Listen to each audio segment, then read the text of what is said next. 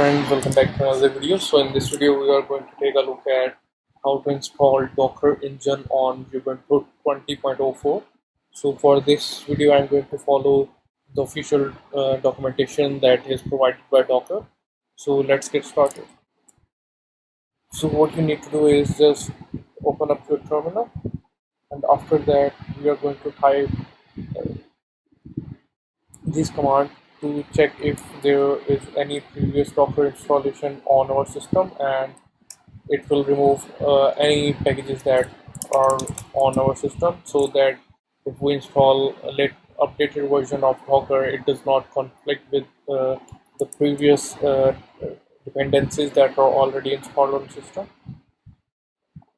So we are going to follow the installation instructions using the repository, because that is the most simplest version to install Docker on our system. So let's get started. The first thing that you need to do is install some dependencies that are required by Docker. So just copy this command and paste it over here on your terminal, and it is going to install all the required dependencies that you might need in order to install Docker. So we can just wait a bit until those dependencies get installed. So they are not very large in size.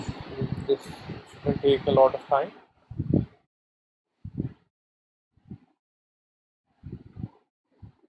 After these dependencies have been installed, what you need to do is you need to add Docker official JPG key onto your system, so you can communicate with their official repository. So just paste that command over here and hit enter. And once you see the OK as the output, that means that the JPG key has been successfully added to your system. After that, you need to add the fingerprint on the fingerprint key in your apt. So just type this command. After that, we need to install the Docker of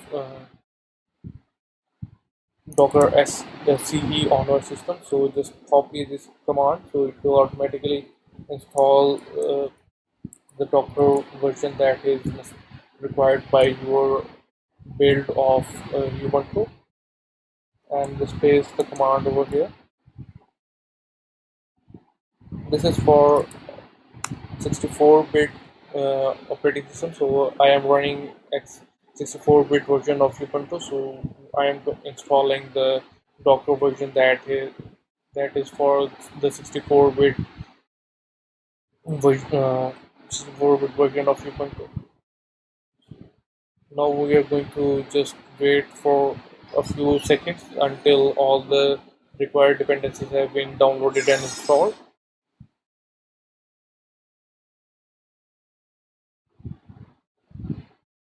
Now the repository has been successfully added to our system. Just what we need to do is just update the repository list, so we can see that Docker repository has packages have been successfully downloaded on our system, so that we can continue with the installation process.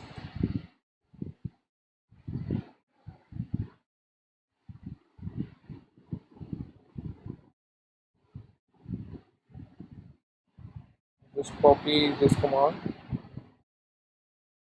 and this is going to install Docker CE and Docker CE CLI, so we can interact with Docker using our using command line, using our terminal. So just paste this command over here and hit enter. Now it is going to install all these three packages on our system. So just type Y and hit enter. And I'm going to pause this video until this installation process has been completed. So I will be back once the installation process has been done. The Docker installation has been completed. So just to verify if Docker has been correctly installed on your system or not, just type Docker and hit enter, and it will list out all the commands that you can run using Docker. And just to verify the version of Docker installed, just type docker space dash v, and it will print out the version of Docker installed on your system. And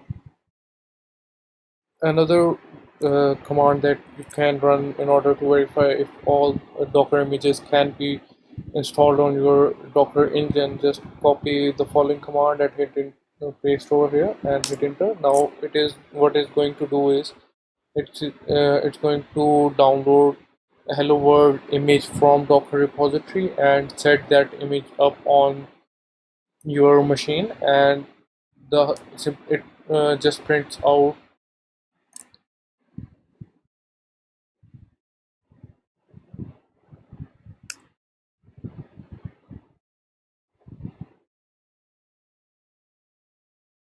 the previous error was just due to my network issue. So now it is downloading the image from the Docker repository and setting it up.